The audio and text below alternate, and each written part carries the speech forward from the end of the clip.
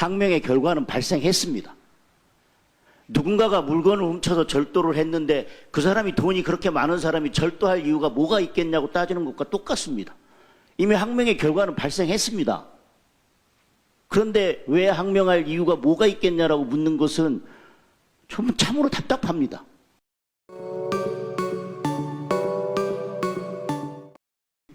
예, 장관님.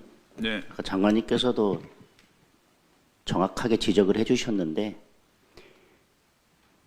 박대령의 항명 사건에 대해서는 법원에서 재판 중에 있습니다. 그리고 최상명의 사망 관련해서는 경찰에서 수사 중에 있고요.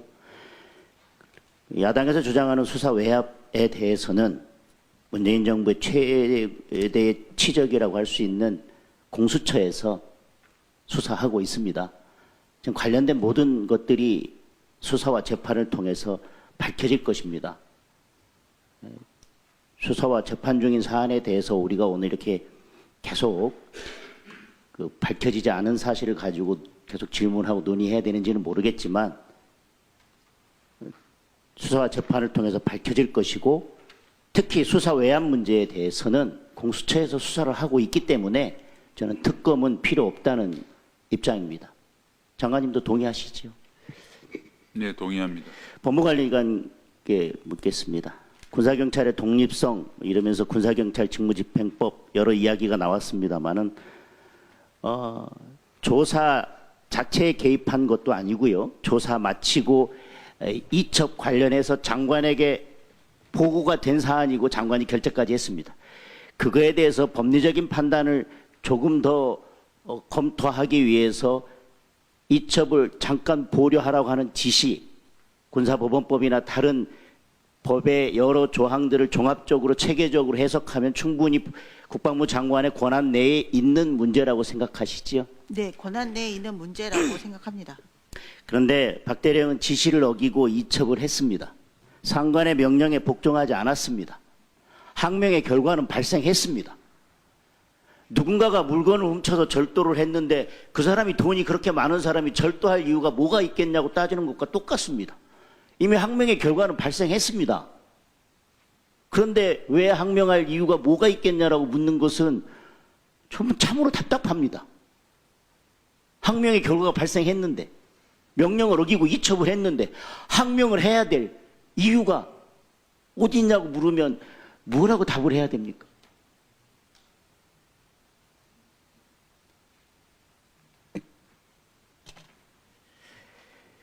그리고 지금 이와 같이 문제가 발생하게 된 것 여러 의원님들이 말씀하셨지만 그리고 이첩 과정에서 법무관리관이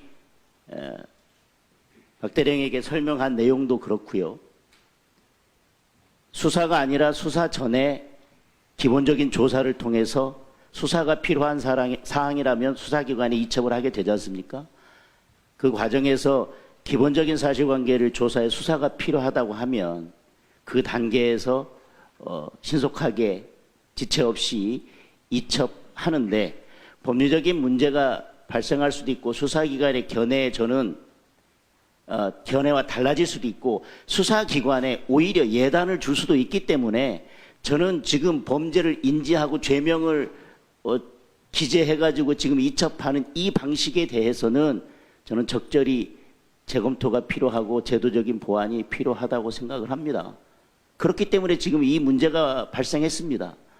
그 법리적 판단에 대해서 달리 사실관계는 손톱만큼도 건드리지 않고 그걸 기초로 한 법리적인 판단에 대해서 수사기관에 다른 예단을 줄 우려가 있고 수사기관의 어떤 가이드라인을 잘못 제시할 수도 있고 그렇기 때문에 그거에 대해서 다른 법적 판단과 신중한 법리 검토가 필요하다고 했던 것이 지금 여기까지 오게 되었습니다. 그리고 법에 의하면 여러 규정에 의하면 굳이 그와 같이 기재를 하는 것이 필요적 사항, 필요적 기재 사항도 아니고 반드시 그렇게 할 필요가 없다라는 설명을 법무관리관께서도 하신 거 아닙니까? 네, 그렇습니다. 예.